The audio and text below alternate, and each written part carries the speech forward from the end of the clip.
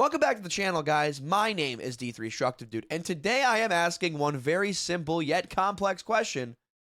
What the hell happened to Halo? On November 15th, 2001, one of the most influential video game franchises and consoles were released, Microsoft's very first entry into the console wars, the original Xbox. The original Xbox had a plethora of influential launch game titles, things like Project Gotham Racing and Oddworld, but the most influential of all would be Bungie's first entry into their brand new first-person shooter sci-fi IP, Halo Combat Evolved. The Halo IP has had 14 different entries over the last 20 plus years, ranging from 2001 all the way up until 2021, originally created by Bungie and then taken over by 343 Industries, and just so happens to be my favorite video game franchise of all time. Halo 2 is still to this day my favorite video game ever, and I look back fondly on those years that Bungie were creating games, and some of the years that 343 were very affectionately. Those were some of my most influential years in gaming, and you could really feel the love and passion that were in some of those projects. However, as some things all come to an end, what happened to the magic that once fell onto my beloved Halo franchise? Where was the compassion and the energy that was forged in those original games? And will we ever get that back with these newer titles like Halo Infinite and beyond? In order to start this, we have to go back to that fateful day, November 15th, 2001, 3 days before my 5th birthday. That's right, I am old. I don't want to hear about it in the comment section. Now, for an initial launch into a brand new story, into a brand new genre, Bungie did an incredible job with Halo Combat Evolved. I'm not going to bore you guys with the details of telling you guys the story of Halo if you have not already played it, but just know that this follows a man named Spartan117, aka John, aka Master Chief, who definitely does not want to have a more than platonic, definitely not romantic relationship with his AI counterpart, Cortana, as they try to utilize a weapon known as Halo, a giant ring installation, to defeat the Covenant army that is trying to destroy not only the entire UNSC, but also Earth. For a first entry into a brand new franchise, this is absolutely balls to the wall awesome. We have good gunplay, we have incredible graphics, we have cool environments, fun voice actors, and of course, Johnson's face. Why does Johnson look like this? I would love to know. I don't know what they were doing at Bungie, but in addition to a very riveting campaign that would leave the gamers wanting more, and definitely will get really good sequels in the future that break incredible numbers, we also had really good local multiplayer and couch co-op. Halo Combat Evolved did not recreate, or rather design and make from scratch local couch co-op. Games like Perfect Dark and N64's GoldenEye 007 had those already. However, what we saw here was a new addition called LAN, or LAN Network Gaming. You were able to take Xboxes within your own local network at your house and connect them together to play on multiple TVs against each other, and that was unique and new. That has not been done before up until this point outside of PC gaming, which had a large barrier of entry like it does today. At the end of the day, Halo Combat Evolved sold millions of copies and was a very big reason as to why the original Xbox sold so many units on launch. And with the addition of this new franchise, Bungie and Microsoft struck gold and continued to make great titles. Fast forward to November 9th, 2004, and the greatest video game ever made bar none was released, not before having some incredible jaw-dropping trailers. I'll never forget seeing the first time an E3 trailer for Halo 2, watching that live gameplay, and seeing the amount of cool stuff that this game was going to bring. Dual wielding, new battle rifles, new graphics, cutting-edge technology. This game took an insane leap in just 3 years and really showed the true power of the original Xbox. If you did not know, Halo 2 was supposed to be the penultimate version of the Halo storyline, but because the original Xbox could not really handle the graphical overhaul and quality that they needed, as in Bungie and Bungie and Microsoft, they decided to push the last part of the game onto the Xbox 360, which will be coming in the future. We will talk about that in a moment. But this game looked insane. Again, a 3-year gap between Halo Combat Evolved and Halo 2 showed just how much power this original Xbox could handle, and it ran flawlessly. With this game, it had, of course, enhanced graphics, better weapons, better environments, a much more darker tone as well. And of course, we cannot forget one of the biggest cliffhangers in video game history. This is Spartan117. Can anyone hear me? Over. Isolate that signal. Master Chief, you mind telling me what you're doing on that ship? Sir, finishing this fight. This story follows, of course, the Spartan named John117, once again the Master Chief, as well as a brand new playable character named the Arbiter, played by Keith David. Do you love Keith David? I love Keith David. Give him a smooch for me. One of the best parts about Halo 2, if I'm being honest with you, was not only the cliffhanger ending, but the storyline in general just felt really concealed and secure and very, very, very unique. We saw twists and turns around every corner, taking these two playable characters on two opposite factions, eventually bringing them together to form a super team. The addition of the Master Chief leaving Cortana on high charity to go finish the fight. We saw the Arbiter work together with Miranda Keyes and Sergeant Johnson and 343 Kilty Spark to not only take down Tartarus, but also stop some of the Covenant leaders. Sorry, that word is a hard word to say. Apparently, I am on drugs. I am not, though, but I could be. Stop these Covenant leaders from destroying and using another Halo ring. This has been, in 2 games already, one of the best stories we've had in FPS shooters in quite some time, especially considering that the FPS shooter space did not have a lot of really well narrative-driven games at the time, outside of games like Perfect Dark and 007 GoldenEye. This was a unique experience that the entire family could really enjoy and sink their teeth into, and we haven't even talked about the best part, which is the multiplayer. In addition to Halo 2 setting up the blueprint for video game sequels for the future, it also brought with it the most influential piece of modern video gaming today, Xbox Live. Now my gamer tag, my online ID is Dark Master. Before this, consoles were unable to connect to the internet to play video games online with each other. Online gaming was strictly restricted to that of PCs with games like MMORPGs and games like Counter-Strike. In addition to launching my Xbox Live on the original Xbox hardware with Halo 2, you also created a bunch of new features at the time that are now mandatory for video gaming today. Things like online matchmaking, things like in-game parties, things like game chat. All of these were made and popularized with Halo 2's edition of Xbox Live that then carried on into online games throughout the entirety of the original Xbox cycle, and of course onto the PS2, the PS3, and so on and so forth. And without Xbox Live and without Halo 2's contribution to that, we wouldn't have all of the great modern video gaming online moments that we have today. Halo 2 truly was the godfather of online multiplayer matchmaking and online multiplayer today. Without this game, we would not have things like Discord and TeamSpeak and in-game chat in games like Deadlock and Valorant. It just wouldn't be as popularized as it once was, and because of that, we had to thank Halo 2. On September 25th, 2007, the highly anticipated ending of the Halo trilogy was released, Halo 3. Halo 3 was one of the best-selling video games of all time. It actually was the best-selling video game of 2007, amassing over 14.5 million copies sold, making $300 million in its first week. Halo 3 was the peak of Bungie's powers, and while it was not the last game that Bungie made, I do believe it is the best game that Bungie has ever made. Halo 3 did was encapsulate what it meant to be a fan of the franchise. You wrapped up the entire storyline with Master Chief and Arbiter, sending them off into the sunset. You also took on brand new peaks in multiplayer gaming. Forge mode allowed for instant customization and creation of any and all kinds of game modes that the user, the player base, got to create. In addition, it had a very good multiplayer matchmaking system, allowing you to progress based on skill, playing against higher rated players the better that you were, keeping the game fresh and always revolving around becoming a better player overall. Not to mention the core set of maps, especially Valhalla, one of my favorite maps of all time, allowed for the player to have incredible battles in the much anticipated Big Team Battle mode to really showcase the power of the Xbox 360. This game holds some of my most earliest and fondest gaming memories I could ever dream of. I've spent numerous days, lifetime, playing Halo 3 online. And if it had not been for Halo 3, I do not think I would be as big of a multiplayer gamer as I was. I remember having my original Xbox 360, the one that did not have the Wi-Fi adaptability, and going out and buying a Wi-Fi adapter for it just so I could play Halo 3 online. Spending all of the money I earned through my summer jobs of just mowing lawns on a year of Xbox Live Gold, that was $60 at the time, just to play Halo 3.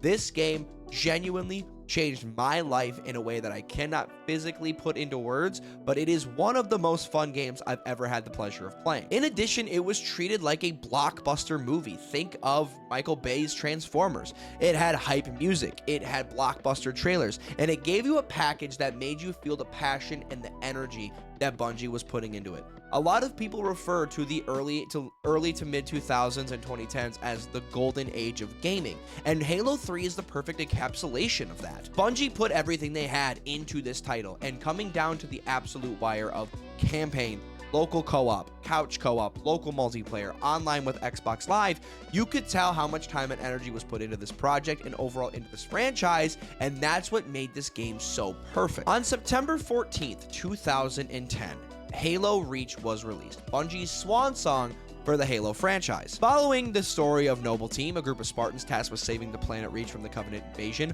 ultimately ending with your character, Noble 6, handing off Cortana to Captain Keyes, this was the absolute pinnacle of what I truly believe Bungie was trying to accomplish with their video games. Now, I will let you know right now, Reach is probably my favorite multiplayer version of Halo, but I do love Halo 3 more than I love Halo Reach. I don't know. It's hard to explain and quantify and put into words, but let me explain. Halo Reach, I believe, was the best version of what multiplayer gaming could be in a Halo game. You had the abilities like armor lock and sprint and jetpacks, which I thought brought a new unique feel to Halo. Didn't necessarily take it away from anything, but I know some of the competitive players and the MLG guys at the time, specifically Richard Tyler Ninja Blevins, I'm talking about you, did not necessarily like these changes. But from a casual side to a semi-competitive side, I thought this was perfect. In addition, this is when I believe Forge was at the absolute peak of its game. The amount of customization inside of Halo Reach could not go unnoticed. Match that with a very good progression system using credits to unlock new armor and new styles of guns. You were looking at one of the best times to play a multiplayer shooter, and I do believe with my whole heart that this is the best Halo multiplayer we genuinely have ever had, and it came out almost 15 years ago. I have not even talked about my favorite part of Halo Reach's multiplayer, and that being Action Sack. We're talking about hockey, Griff Ball, Halo Ball, Dino Launchers, you name it,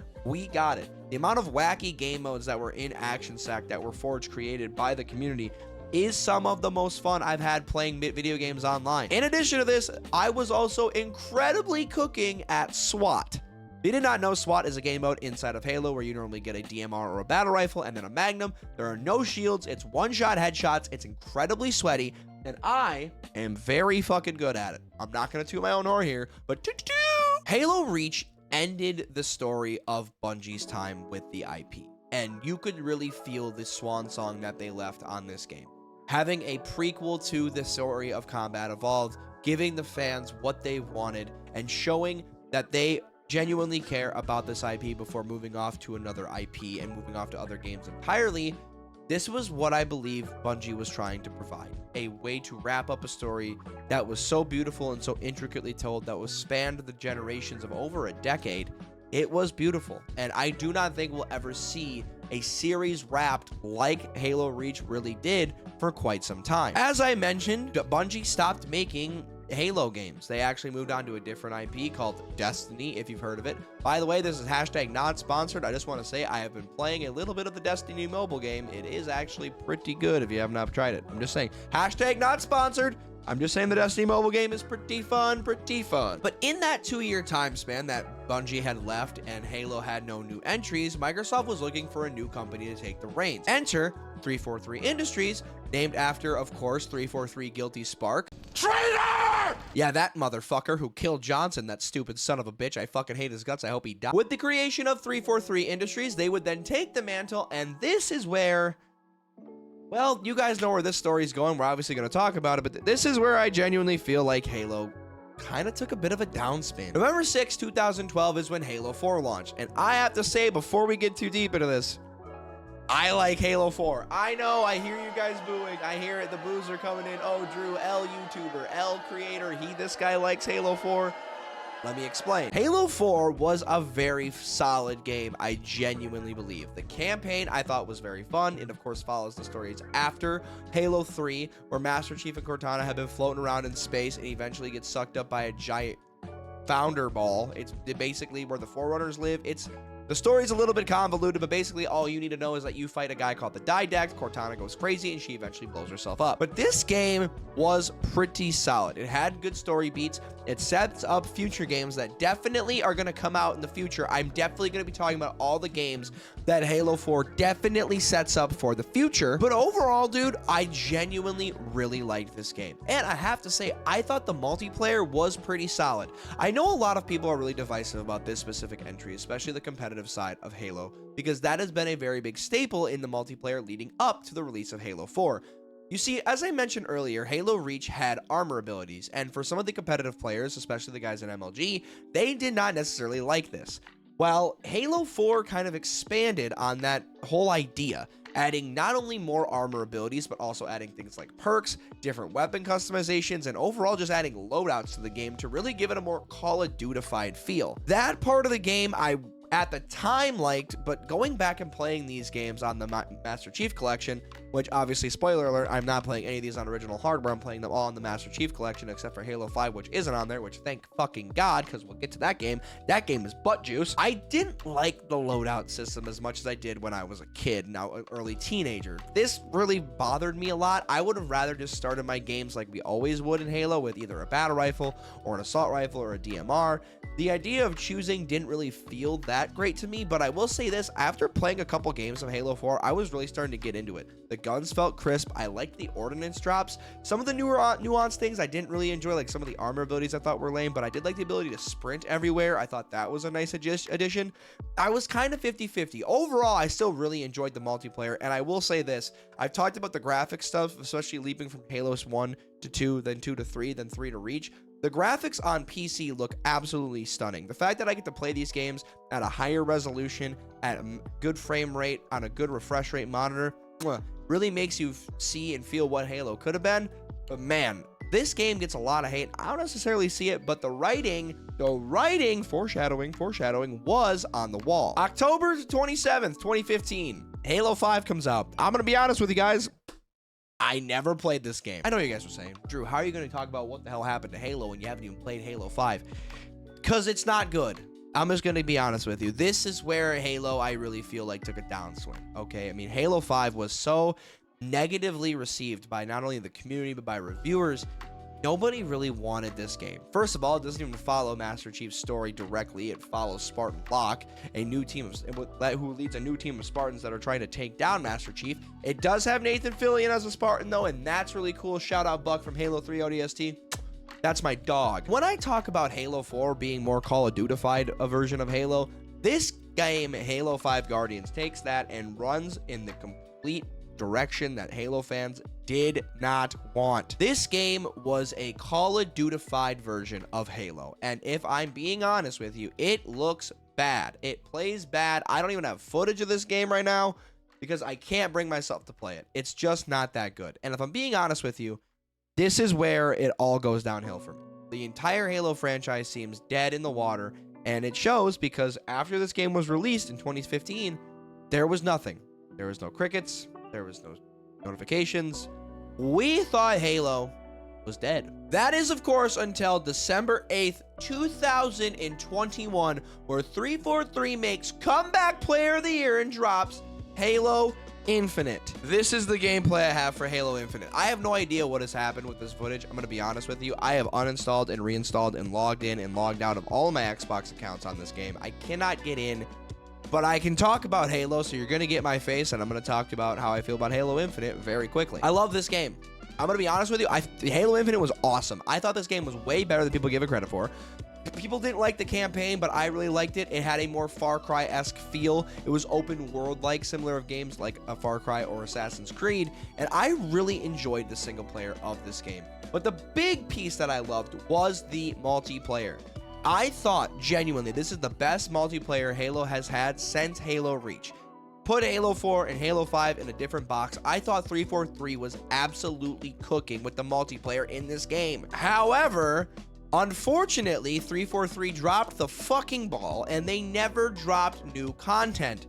One of the biggest fumbles 343 has ever produced in the history of making Halo games over the last decade was not having Forge in the game on launch. Forge has become a staple, a cornerstone for Halo games, and with it not being in the game on launch for Halo Infinite, and possibilities were officially no longer endless, they were actually limited to like 7 maps. This absolutely killed any and all drive for the game. This game became what Fortnite has become, and you guys know I love Fortnite, but they focused too much, they being 343, on battle passes, random events. There was a Bonobo skin icon thing on Juneteenth. What are we doing? This game had the potential to break the mold of what Halo was. It had a solid foundational campaign similar to Halo Combat Evolved and a very good multiplayer that just needed love. But unfortunately, like 343 projects tend to do, it got shot dead in the water and nothing's been made public since. We don't even know if we're getting a continuation of the story for this game, and that sucks. So where are we right now in terms of Halo? I have no idea. That's kind of why I made this video, because I want to know where we're going. Doesn't seem like we have any new games in sight. 343 Industries has not made any new announcements. They haven't talked about continuing the story of Halo Infinite, which dropped off a cliffhanger. There's plenty more meat on the bone there with John and the pilot guy, and of course Weapon, who's ultimately going to name herself Cortana, with Atriox and the Banished. Like, there's so much on the bone there, but it's been crickets. And so my biggest thing is this. Halo's one of my favorite franchises of all time, if not my favorite. All I'm asking is either 343 drop some knowledge on us or let the IP go away. I think personally, bringing Halo back was a great idea, not executed well in practice. It just wasn't. It's been almost 7 years. No, take that back.